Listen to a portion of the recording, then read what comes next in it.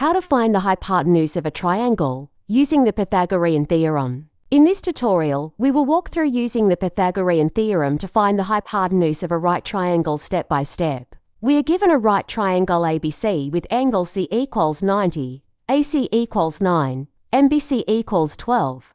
Our task is to use the Pythagorean theorem to find the hypotenuse of. The Pythagorean theorem tells us that in a right triangle, the square of the hypotenuse is equal to the sum of the squares of the other two sides. The formula is AB equals AC squared plus BC. Now, let's substitute the values of AC and BC into the formula to solve for the hypotenuse of. AB equals 9 plus 12 equals to 125. Finally, to find of, we take the square root of both sides.